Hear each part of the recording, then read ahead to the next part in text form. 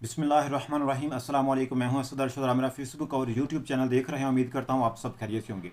नाज़रीन कराम, इमरान खान ने अडियाला जेल से दहशत गर्दी से मुतल्लक, जाफ़र एक्सप्रेस सानहे से मुतल्लक और नेशनल सिक्योरिटी की जो मीटिंग हुई है, जो कमेटी बैठी है, उससे मुतल्लक बड़ा अहम और बड़ा वाज़ह पैगाम दिया है। इसके अलावा इमरान खान ने अपने पैगाम में बताया है कि ये जो दहशत गर्दी हो रही है, आए रोज़ कहीं ना कहीं जो है वो धमाका होता है और पाकिस्तानी जो है वो शहीद हो रहे हैं। इसका वाहद हल क्या है, ये इमरान खान ने बड़ा वाज़ेह तौर पर बताया है।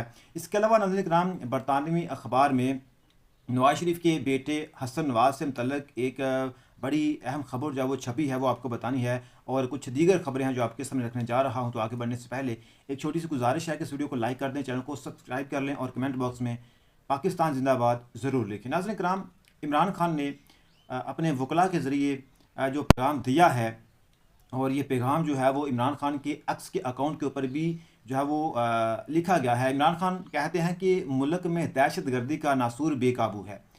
जाफ़र एक्सप्रेस सान्या इंतहाई अफसोसनाक और काबिल मज़म्मत है। इस किस्म की मुनज़्ज़म दहशत गर्दाना कार्रवाइयाँ किसी भी मुल्क की सिक्योरिटी पर सवालिया निशान हैं। दहशत गर्दी के वाक़यात में फ़ौजी और सिविलियंस की कीमती जानों का ज़िया जितना दुख हमें है, किसी और को नहीं है, ये इमरान खान ने कहा है। उन्होंने कहा कि क्योंकि तहरीक इंसाफ वो वाद सियासी जमात है जिससे तमाम सूबों की अक्सरियत जुड़ी है, अवाम ने अपना मैंडेट जो है वो तहरीक इंसाफ को दिया है, तो इसलिए तहरीक इंसाफ को सबसे ज़्यादा दुख है।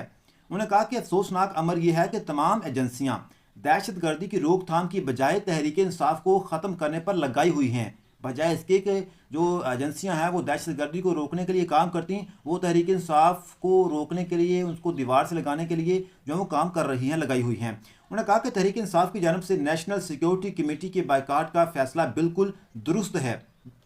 तहरीक इंसाफ जो कि तहरीक इंसाफ के रहनुमा जो हैं, उनकी इमरान खान से मुलाकात नहीं करवाई गई थी। उन्होंने कहा कि हमारी इमरान खान से मुलाकात करवाएं तो हम जो है अपना लाहा अमल बताएंगे, लेकिन मुलाकात जब वो नहीं करवाई गई है तो उन्होंने बायकाट किया था। तो इस अमल को इमरान खान ने कहा कि ये बिल्कुल दुरुस्त फैसला है।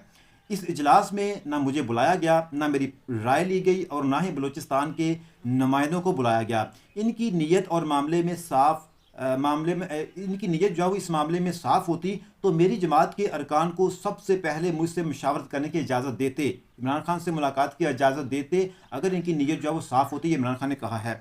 इसके अलावा इमरान खान ने कहा कि अर्दली हुकूमत की खारजा और दाखिली पॉलिसियाँ मुल्क के लिए जहर कातल हैं। दहशत गर्दी का मसला सिर्फ तब हल होगा, इमरान खान बताने लगे हैं कि ये जो दहशत गर्दी हो रही है इसका वाहद हल क्या है। उन्होंने कहा कि दहशत गर्दी का मसला सिर्फ तब हल होगा जब इसका सियासी हल दरियाफ्त किया जाएगा और लोगों की मंशा के मुताबिक उनके फैसले होंगे।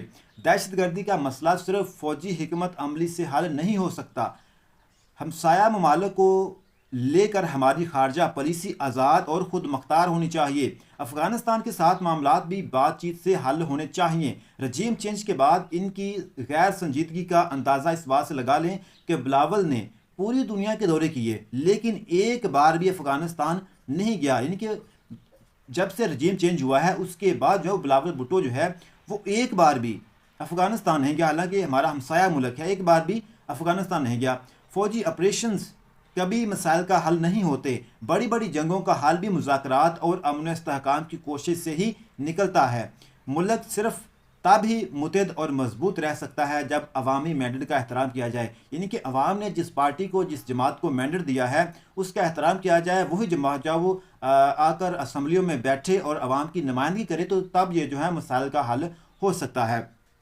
तो उन्होंने कहा कि इसके साथ साथ हमारी जो खारजी पॉलिसियाँ हैं उनको भी बेहतर बनाना होगा, उनके ऊपर अमल करना होगा। हमारे जो हमसाया ममालिक हैं उनके साथ ताल्लुकात जो है बेहतर करना होंगे और मुज़ाकरात के ज़रिए दहशत गर्दी के ऊपर काबू पाना होगा, ये इमरान खान ने कहा है।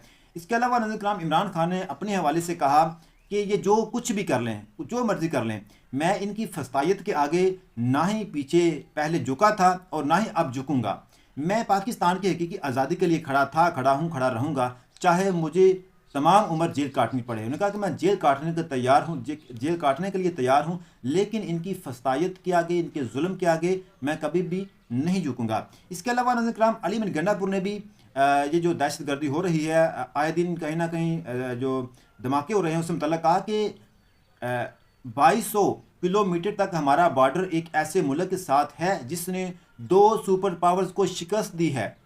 हम हमेशा कहते आए हैं कि अफगानिस्तान के साथ मसाइल का हल जंग नहीं बल्कि मुज़ाकरात हैं।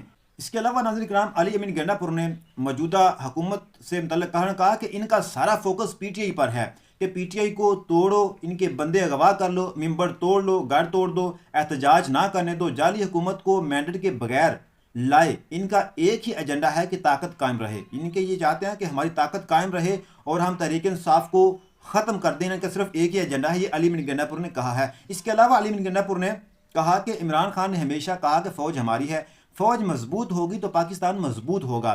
किसी का फ़ौज से मिलना क्या पाकिस्तान में गद्दारी है? फ़ौज पर जब तनकीद होती है मुझे दुख होता है, ये अली अमीन गंडापुर ने कहा है। इमरान खान भी ये कहते हैं कि ये मुल्क भी मेरा है, ये फ़ौज भी मेरी है। इसके अलावा नाज़रीन किराम, एक और ख़बर जो है वो ये है, नवाज शरीफ के बेटे हसन नवाज से मुतल्लिक़ ये खबर है और ये बरतानिया की खबर है। बरतानवी हुकूमत की ताज़ा फुर्सत में हसन नवाज टैक्स डिफ़ाल्टर करार। हसन नवाज पर 5.2 मिलियन पाउंड का जुर्माना आयद कर दिया गया है। बरतानवी टैक्स अथॉरिटी ने सरकारी वेबसाइट पर तफसीलात जारी कर दी हैं कि ये जो हसन नवाज हैं, नवाज शरीफ के बेटे हैं, ये बरतानिया में भी टैक्स डिफ़ाल्टर हैं। इसके हवाले से फवाद चौधरी ने कहा कि हसन नवाज शरीफ को मुबारक हो।